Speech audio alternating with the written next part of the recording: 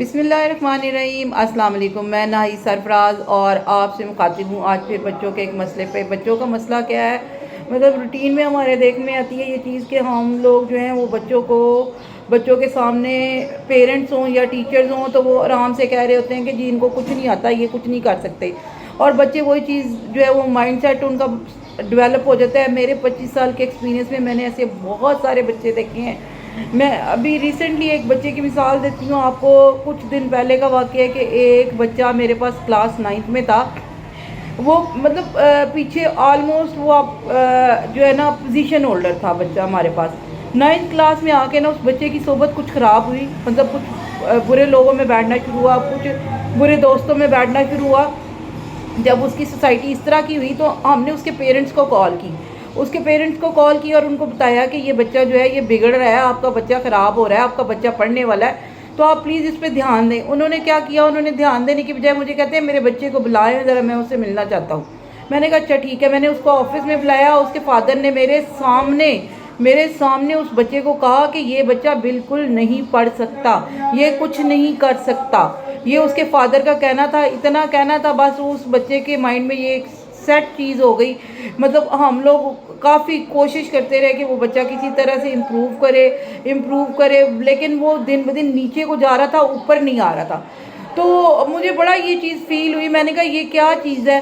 फिर उससे मैंने डिस्कस किया। मैंने कहा बेटा बताओ क्या मसला, आप इतना अच्छा पढ़ने वाले हो, हर टेस्ट में आपके अच्छे नंबर आते थे, आप बहुत अच्छा पढ़ते थे, फिर ये क्या मसला है। तो मुझे जब मैंने उससे बात की तो उसने मुझे कहा कि आप मुझे बचपन से जानते हो। और वाकई में मैं उसको कोई मतलब वो 3 साल का था और अब वो माशाल्लाह से 14-15 साल का हो गया था। तो उसने मुझे कहा आप मुझे बचपन से जानते हो, आप हमेशा कहते थे नहीं आप अच्छा काम कर रहे हो, आप अच्छा काम कर रहे हो। तो मैं ये काम मतलब करता था और आपके सामने मैं क्लास में कैसा था। उस दिन मेरे फादर आए और मेरे फादर ने आपके सामने आके कहा कि मेरा बेटा कुछ नहीं कर सकता। तो अब मैं उनको बताऊंगा ना कि मैं वाकई में कुछ नहीं कर सकता। फिर मैंने उसके पेरेंट्स से दोबारा ये बात डिस्कस की और उनको कहा कि मतलब आप ये ना करें, इस तरह से ये बच्चा जो है ख़राब हो रहा है। तो ये जो है उसकी वालदा से मेरी बात हुई तो उसकी वालदा ने कहा कि ये बात सिर्फ उन्होंने स्कूल में नहीं की, वो घर में भी हर वक्त यही बात करते रहते हैं कि ये कुछ नहीं कर सकता, ये कुछ नहीं कर सकता। मैं उनको बहुत मना करती हूँ कि ये बात ना करें, आप क्यों ये बात कर रहे हैं इस तरह से। उसके दिमाग में यही चीज़ होती है और वो मतलब अपनी माँ को भी ये बात कई बार बावर करा चुका है कि मेरे पापा कहते हैं कि मैं कुछ नहीं कर सकता, तो मैं क्या वाकई कुछ नहीं कर सकता।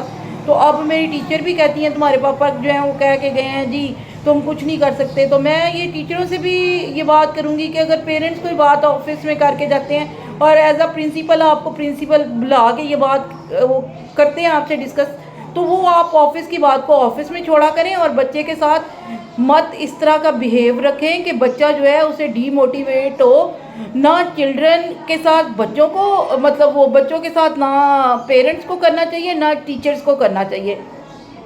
मेरी हमेशा से यही बात रही है, बच्चा कभी नालायक नहीं होता, या टीचर नालायक होता है या पेरेंट्स नालायक होते हैं। तो जब बात ही आप लोगों की है तो फिर आप लोग अगर उन बच्चों को डीमोटिवेट करोगे, उनको बार बार उनके दिमाग में डालोगे वो कुछ नहीं कर सकते, वो कुछ नहीं कर सकते, फिर आप कैसे उनको आगे ला सकते हैं, कैसे आप उनको प्रमोट कर सकते हैं, कैसे उनको मोटिवेशन।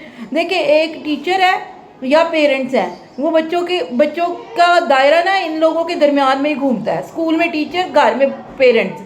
जब वो ये दो लोग ही उसको डीमोटिवेट कर रहे हैं, कह रहे हैं तुम कुछ नहीं कर सकते, कुछ नहीं कर सकते, तो फिर क्यों ये चीज़ जो है ये फिर इसको अप्लाई करवा रहे हैं, क्यों उस पर फोर्स कर रहे हो, क्यों उसको कह रहे हैं कि करो। एक तरफ आप कहते हो नहीं कर सकते, दूसरी तरफ आप कहते हो करो।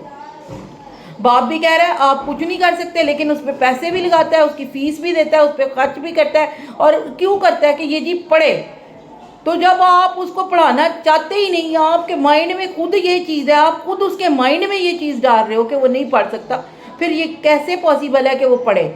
तो मेरी बहुत ज़्यादा मेरे एक्सपीरियंस में ये चीज़ आई, तो मैंने ये चीज़ आप लोगों से डिस्कस करना चाहिए। और मैं ये आप लोगों से इसलिए डिस्कस कर रही हूँ कि मेरी वीडियो चाहे 4 लोग भी देखें, चाहे 2 लोग देखें, मुझे इससे कोई मतलब नहीं है, लेकिन मैं अपना ये मैसेज जो है वो ज़रूर कन्वे करना चाहूँगी कि ना टीचर डीमोटिवेट करे बच्चे को, ना पेरेंट्स डीमोटिवेट करें। देखिए एक टीचर जो होता है ना वो एक बच्चे के सामने ना एक शो पीस होता है, ठीक है। अब शो पीस यानी कि वो बच्चा उसको देख के सीख रहा होता है। सीखने का प्रोसेस बच्चे का जो है वो टीचर से या पेरेंट से होता है। तो जब वो ये चीज़ सिखाएंगे तो बच्चा क्या सीखेगा, इस चीज़ को माइंड में रखें। और मैं अपनी वीडियो ज़्यादा लंबी नहीं करूँगी, यहाँ पे अपनी बात ख़त्म करूँगी कि प्लीज़ डीमोटिवेशन बच्चों की ख़त्म करें, बच्चों को अप्रिशिएट करें। वो एक सिंगल फ्लैग बना के दिखाएं, वो एक सिंगल वर्ड लिख के दिखाएं, उनको मोटिवेट करें। ये भी मोटिवेशन में ना डालें कि मतलब एक उसने गलत सा कुछ कर दिया तो आप उसको स्टार दे दें, ये भी गलत है, ठीक है। लेकिन ये भी गलत है कि आप उसने वो छोटा एक सिंगल वर्ड लिखा और आपने उसको कहा तुम तो कर ही नहीं सकते, ऐसे नहीं कहना। उसको कहें ठीक है बेटा ये आपने अच्छा किया है और भी अच्छा कर सकते हो आप। ये चीज़ें सारी हैं। प्लीज़ मेरी रिक्वेस्ट है बच्चों को डीमोटिवेट ना करें। Thank you so much. Allah हाफिज़।